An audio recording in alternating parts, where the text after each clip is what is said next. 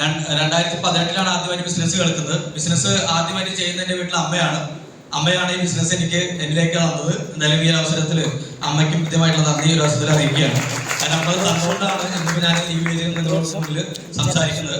2018 ആദ്യമായിട്ട് ഈ ബിസിനസ്സുമായിട്ട് ബന്ധപ്പെട്ട് കുറെ ഉൽപ്പന്നങ്ങളൊക്കെ ആയിട്ട് അമ്മ ഒരു ദിവസം വീട്ടിലേക്ക് വരികയാണ്. അമ്മയ്ക്ക് ഓൾറെഡി ജോലിയുണ്ട്, അമ്മ പോസ്റ്റ് ഓഫീസിലാണ് വർക്ക് ചെയ്തുകൊണ്ടിരിക്കുന്നത്. അപ്പൊ അമ്മ ഈ ഉൽപ്പന്നങ്ങളൊക്കെ ആയിട്ട് വന്നപ്പോൾ ഇത് എന്തിനുള്ള ഉൽപ്പന്നങ്ങളാണെന്നൊക്കെ ചോദിച്ചാൽ അമ്മ പറഞ്ഞു അമ്മയ്ക്ക് ആവശ്യമുള്ള കുറെ ഉൽപ്പന്നങ്ങളൊക്കെയാണ്, അപ്പൊ അമ്മയ്ക്ക് ഉപയോഗിക്കാനുള്ളതെന്നൊക്കെ പറഞ്ഞു.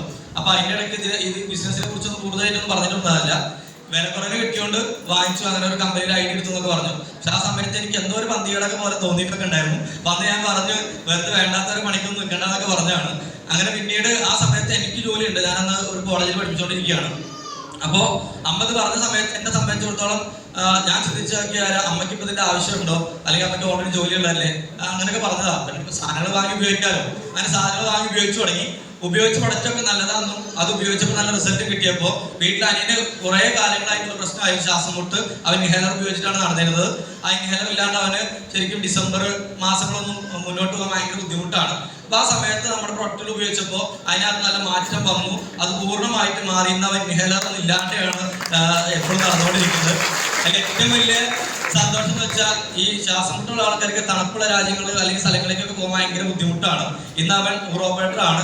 ഇന്ന് എല്ലാ വിദേശ രാജ്യങ്ങളിലേക്കൊക്കെ ആളുകളെ ടൂർ കൊണ്ടുപോകുന്ന തരത്തിലോട്ട് അവൻ വർക്ക് ചെയ്തുകൊണ്ടിരിക്കുകയാണ്. ഇപ്പൊ എല്ലാ സമയത്തും പോവാറുണ്ട്. അപ്പൊ അതിനൊക്കെ മാറ്റം വന്നപ്പോൾ അമ്മയ്ക്ക് അത് പൂർണ്ണ വിശ്വാസമായി. അങ്ങനെ അമ്മയും അച്ഛനും കൂടി എന്ത് ചെയ്തു, ഈ ബിസിനസ് ചെയ്യാൻ തുടങ്ങി. ഞാനല്ല, അവര് ചെയ്യാൻ തുടങ്ങി. അവരങ്ങനെ വളരെ സീരിയസ് ആയിട്ട് ബിസിനസ്സിനെ നോക്കിക്കൊണ്ട് ചെയ്തു തുടങ്ങിയപ്പോൾ ഒരു കോൺടെസ്റ്റ് ഒക്കെ അച്ചീവ് ചെയ്ത് മലേഷ്യ എന്ന് പറഞ്ഞ രാജ്യത്തോട്ട് ആദ്യമായിട്ട് ഞങ്ങളുടെ വീട്ടിൽ നിന്ന് ഈ മൈലേറ്റ് കമ്പനിയുടെ കിട്ടുന്ന അച്ചീവ്മെന്റ് മലേഷ്യ എന്ന രാജ്യത്തോട്ട് എൻ്റെ അച്ഛനും അമ്മയും കൂടി ട്രാവൽ ചെയ്യാനുള്ള ഭാഗ്യം ഈ ബിസിനസ്സിലൂടെ ലഭിച്ചു എന്നുള്ളതാണ്. അച്ഛനും അമ്മയ്ക്ക് പാസ്പോർട്ടൊന്നും ഉണ്ടായിരുന്നില്ല. ആദ്യമായിട്ട് പാസ്പോർട്ട് എടുക്കുന്നത് ഇവിടുന്ന് ടൂർ പോകാൻ വേണ്ടിയിട്ടാണ്. അങ്ങനെ അത് പോകുമ്പോൾ കൊണ്ടാക്കാൻ വേണ്ടി പോയതാണ് ഞാൻ. ആ സമയത്താണ് ഏത് ബിസിനസിന്റെ വർക്ക് ചെയ്യുന്ന നമ്മുടെ കൂടെ വർക്ക് ചെയ്യുന്ന കുറച്ച് ആൾക്കാരൊക്കെ ഞാൻ ആദ്യമായിട്ട് കാണുന്നത്. അത് വരയ്ക്ക് ഞാൻ എന്തില്ല, ആൾക്കാരെ കാണുന്നില്ല, അമ്മേനെ അച്ഛനും മാത്രമേ കാണുന്നുള്ളൂ, പിന്നെ പ്രൊഡക്റ്റും മാത്രമേ കാണുന്നുള്ളൂ. അവിടുന്ന് കണ്ടപ്പോൾ അവിടുന്ന് കുറെ ആൾക്കാരെ പരിചയപ്പെടുത്തി തന്നു.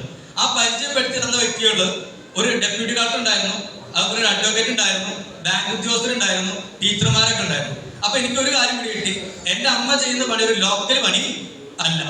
കാരണം അഡ്വക്കേറ്റ് ചെയ്യുന്നു, ഡെപ്യൂട്ടി കളക്ടർ ചെയ്യുന്ന പണി ലോക്കൽ പണിയായിരിക്കും. അപ്പൊ ലോക്കൽ പണിയല്ല ചെയ്യുന്ന, അല്ലെങ്കിൽ എന്തെങ്കിലും തരികിട പണിയല്ല ചെയ്യുന്ന കാര്യം മനസ്സിലായി. കാരണം ഇത്രയും വിദ്യാഭ്യാസമുള്ള ആൾക്കാരും ഇത്രയും ഹൈ ക്വാളിറ്റി പ്രൊഫഷനിൽ നിൽക്കുന്ന ആൾക്കാരൊക്കെ ചെയ്യുന്നുണ്ടെങ്കിൽ എന്തെങ്കിലും നല്ല കാര്യം അതിനകത്ത് ഉണ്ടാവും എന്നുള്ളത് ഒരു ചിന്ത വന്നു. അങ്ങനെ പിന്നീട് വീട്ടിലേക്ക് വന്നപ്പോഴത്തേനൊക്കെ ഞാനത് മറന്നിട്ടായിരുന്നു. 4 ദിവസം പോയി വന്നപ്പോൾ ഞാനതൊക്കെ മറന്നു. പിന്നീട് ഞാൻ എന്ത് ചെയ്തു, എന്റെ ജോലിക്ക് തന്നെ പോയി തുടങ്ങി. ഞാൻ അടുത്ത ജോലി നോക്കി. അങ്ങനെ പൊന്നാനി KSFയിൽ എനിക്ക് ജോലി കിട്ടി. ഞാൻ പൊന്നാനി KSFയിലാണ് വർക്ക് ചെയ്തുകൊണ്ടിരുന്നത്, സർക്കാർ ഓഫീസാണ്.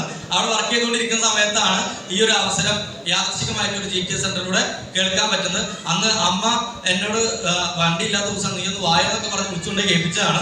അങ്ങനെ കേൾപ്പിച്ച സമയത്ത് പൂർണ്ണമായിട്ടും മനസ്സിലായൊന്നുമില്ല. അതിനുശേഷം ഞങ്ങളുടെ ഗ്രേറ്റ് ലീഡർ ആയിട്ടുള്ള നൗഫൽ സാറ് വ്യക്തമായിട്ട് ഓപ്പർച്യൂണിറ്റി പറഞ്ഞു തന്നു. അത് അദ്ദേഹം പറഞ്ഞ കാര്യം ഇതാണ്, നീ ഒരു 3-4 വർഷം ഈ ബിസിനസ് ചെയ്യും, നിന്റെ ജീവിതത്തിൽ നീ എന്തൊക്കെ ആഗ്രഹിക്കുന്നു അതൊക്കെ നേടിയെടുക്കാൻ ഈ ബിസിനസ്സിലൂടെ സാധിക്കും എന്ന് പറഞ്ഞപ്പോൾ എനിക്ക് തോന്നി ഇത്രയും ആൾക്കാർ ചെയ്യുന്നുണ്ടോ. ഞാൻ അന്നത്തെ ഒരു ചെറിയ കാര്യം എൻ്റെ ഓർമ്മയിൽ വന്നു, ഈ ഹൈ പ്രൊഫൈലുള്ള ആളുകളൊക്കെ ചെയ്യുന്നുണ്ടെങ്കിൽ എന്തുകൊണ്ട് എനിക്കും ചെയ്തുകൂടാ. അങ്ങനെ പാർട്ട് ടൈമായി തുടങ്ങി. ഒരു 6 മാസത്തോളം പാർട്ട് ടൈമായി ചെയ്തപ്പോൾ എനിക്ക് ഒരു കാര്യം പിടി കിട്ടി, ഈ ബിസിനസ്സിലെ വരുമാനം കിട്ടുന്നുണ്ട്. ആഴ്ച തോറും വരുമാനം ചെറുതാണ്, വലുതൊന്നല്ല, ചെറിയ ചെറിയ വരുമാനം വന്നു തുടങ്ങി. 1000, 1500, 2000 വന്നു തുടങ്ങിയപ്പോൾ ഒരു കാര്യം എനിക്ക് ഇവിടെ കിട്ടി, അക്കൗണ്ടിലോട്ട് വരുമാനം വരുന്നുണ്ട്. പക്ഷെ അത് കൂട്ടിയെടുക്കാനുള്ള മാർഗം എവിടെ ഉള്ളൂ, മണി ലിസ്റ്റിൽ മാത്രമേ ഉള്ളൂ. KSFയിൽ ഞാൻ എത്ര പണിയെടുത്താലും സർക്കാർ തരുന്ന ശമ്പളം മാത്രമേ മേടിക്കാൻ പറ്റുള്ളൂ. എനിക്ക് ആവശ്യമുള്ള വരുമാനം എത്ര വേണമെങ്കിലും കഷ്ടപ്പെട്ട് കഴിഞ്ഞാൽ നേടിയെടുക്കാൻ പറ്റുന്ന പ്ലാറ്റ്ഫോം MI Lifestyle ആണെന്ന് മനസ്സിലാക്കിയപ്പോൾ ഞാൻ എന്ത് ചെയ്തു, ഈ ഒരു ഓപ്പർച്യൂണിറ്റി എന്റെ ലൈഫ് ടൈം ആക്കാൻ തീരുമാനിച്ചു. അങ്ങനെ ജോലി റിസൈൻ 2019 മുതൽ ഈ ഓപ്പർച്യൂണിറ്റി ലൈഫ് ടൈമിൽ ചെയ്യാൻ തുടങ്ങി. ഇന്ന് ഞങ്ങളുടെ വീട്ടിൽ 2 NTCമാരുണ്ട്. ഒന്ന് എൻ്റെ അമ്മ NTC ആണ്, ഇപ്പോൾ ഞാനും NTC ആണ്. ഈ ഓപ്പർച്യൂണിറ്റി ആയിട്ടുള്ള ഒരുപാട് ആൾക്കാർ സംസാരിക്കുന്നത് ചുരുക്കമാണ്. ഈ ഓപ്പർച്യൂണിറ്റി ഒരുപാട് നേട്ടങ്ങൾ ഉണ്ടാക്കാൻ പറ്റിയിട്ടുണ്ട്. എന്റെ അമ്മയുടെ അനിയൻ ഇന്ന് റെസിഡന്റ് കോൺട്രാക്ടറായി വർക്ക് ചെയ്യുന്നുണ്ട്. ഏകദേശം 3ഓളം കാറുകൾ ഈ ബിസിനസ് വന്നതിന് ശേഷം MI Lifestyle പർച്ചേസ് ചെയ്യാൻ ഞങ്ങൾക്ക് സഹായിച്ചിട്ടുണ്ട്. അതുപോലെ തന്നെ ഒരു റോഡ് സൈഡിൽ ഒരു വീട് എന്നുള്ള വലിയ ആഗ്രഹമായിരുന്നു. ഈ ഓണത്തിന് ഞങ്ങൾ ഒരു പുതിയ വീട്ടിലോട്ട് താമസം മാറി. ഒരു 60 ലക്ഷത്തിനടുത്ത് വില വീട്ടിൽ കടന്നു കൂടി വാങ്ങിച്ച് അതിനോട് ഞങ്ങൾ താമസം മാറി. അപ്പൊ അവിടെ നിന്നാണ് ഇങ്ങോട്ടേക്ക് വന്നിട്ടുള്ളത്. ഇപ്പൊ ഞങ്ങളുടെ ജീവിതത്തിൽ ആഗ്രഹിച്ചോ ഒരു കാർ മേടിക്കലായിക്കോട്ടെ, ഒരു റോഡ് സൈഡ് ഒരു വീടായിട്ടൊന്നും ഞങ്ങളുടെ സ്വപ്നത്തിൽ ഉണ്ടായിരുന്നതല്ല. അത് നടക്കും എന്നുള്ള ആഗ്രഹം ഇല്ലാത്തിരുന്നു. ആഗ്രഹങ്ങൾ ഒരുപാടുണ്ട്, പക്ഷെ